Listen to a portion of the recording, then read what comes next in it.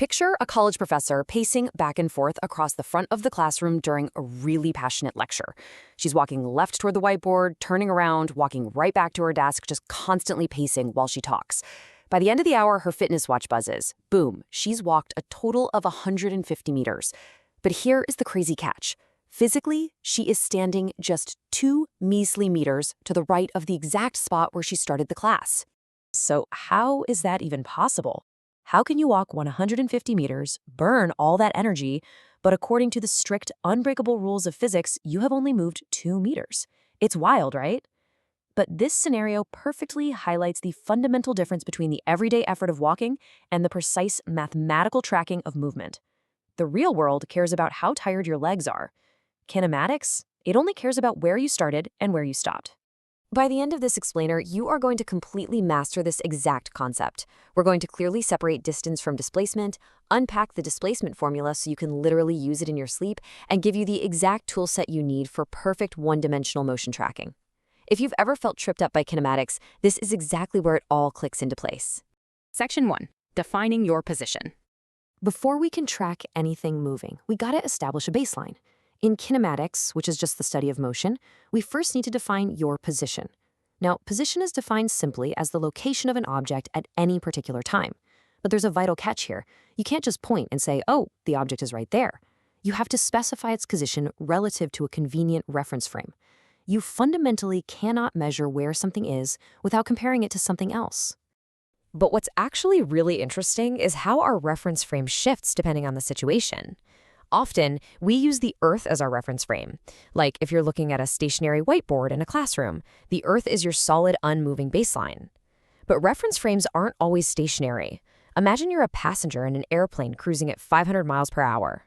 If you stand up to walk to the restroom, we don't use the spinning Earth to track your position, because that would make the math absurdly complicated. Instead, we use the airplane itself as your reference frame. We track your position relative to the seats inside the moving plane. Section 2. Distance versus displacement. Now that we deeply understand position, we are completely ready to tackle what happens when that position actually changes. Let's look at the difference here. On one side, we have distance traveled. This is just the total length of the physical path you took. It does not care about direction, and it has no plus or minus sign.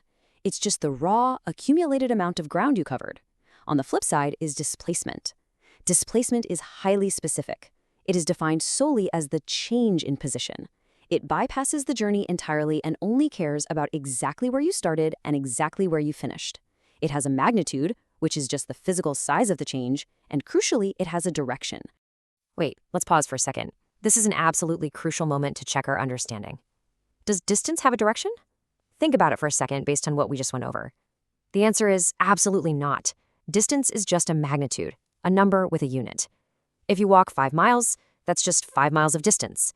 Displacement, however, demands to know exactly which way you went. Section 3, the displacement formula. So how do we actually calculate this? How does this build into the mathematics we use to solve real physics problems? The formula is beautifully simple. Delta x equals x sub f minus x sub 0. In physics, whenever you see that Greek triangle, the uppercase letter delta, it always means change in whatever quantity follows it. So delta x literally translates to change in position. To calculate it, you simply take your final position, that's x sub f, and subtract your initial starting position, x sub 0. Let's see this formula in action using our earlier examples. First, we need to set up a one-dimensional coordinate system where moving to the right is positive. If our pacing professor started at the 1.5 meter mark and ended her lecture at the 3.5 meter mark, we take final minus initial, 3.5 minus 1.5. Her displacement is positive 2.0 meters. That positive sign tells us she moved to the right. Now, think back to our airplane passenger walking to the back of the plane. Let's say the front of the plane is positive. If he starts at the 6.0 meter mark and walks backward to the 2.0 meter mark, his displacement is final minus initial, 2.0 minus 6.0. That gives us a displacement of negative 4.0 meters. So the absolute key takeaway here is that in one-dimensional motion, the plus or minus sign entirely dictates the direction of the movement. Section 4. Common physics mistakes and application. All right, we've got the formula down. Now let's shift gears to practical application and clear up where students usually trip up. First, remember that the distance traveled can vastly exceed the magnitude of your displacement. Remember, magnitude just means the size of the number ignoring the plus or minus sign. Our pacing professor walked a massive distance of 150 meters, but the magnitude of her displacement was a tiny 2 meters. Second, displacement is completely independent of the path you take. You could walk in a perfectly straight line, or you could do cartwheels in a zigzag pattern. If you start and stop on the exact same marks, your displacement is identical. And finally, think about bacteria. A microscopic bacterium whips around at massive speeds using its little tail. Under a microscope, it looks like it's traveling huge total distances. But because it's just frantically darting back and forth in a tiny confined space, its final position is usually right next to its initial position. Massive distance traveled, almost zero displacement. Let's put this to the test with a classic student-style question. Imagine a cyclist riding down a straight road. She rides 3 kilometers west, stops, turns around, and rides 2 kilometers east. What is her displacement? Take a brief moment to think about the formula we just learned. Okay, let's break down the math step by step together, just like we're standing at a whiteboard. Step 1, we absolutely must assign our directions on the coordinate system. Let's make east positive and west negative. Step 2, if we want to know the distance she traveled, we just add the raw physical path lengths. 3 kilometers plus 2 kilometers equals 5 kilometers. She pedaled hard for a full 5 kilometers. But step 3, what is her displacement? What is her actual change in position? Well, she rode negative 3 kilometers west and then added positive 2 kilometers east.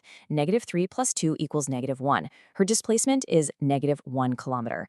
Even though her legs pushed those pedals for 5 kilometers, she physically ended up just 1 kilometer west of her starting mark. Before we wrap up, let's aggressively summarize and lock in our core takeaways. Number 1, defining your position always requires a reference frame. Number 2, displacement is simply the change in position, calculated as final position minus initial position. Number 3, distance traveled is just the total physical length of the path you took. And finally, number 4, say it with me, direction absolutely matters for displacement. I'm going to leave you with this one final, provocative thought. Next time you pack up the car, drive a sprawling 500-mile road trip across the state, and eventually park exactly back in your own driveway right where you started, what was your total displacement? Think about it. You burned a whole tank of gas, your odometer went up by 500 miles of distance, but your final position is exactly the same as your initial position. Mathematically, your displacement is an absolute perfect zero. That is the magic of kinematics. And separating the everyday effort from the strict geometry perfectly tees us up for our next explainer on two-dimensional vectors. Keep questioning the world around you, and I'll see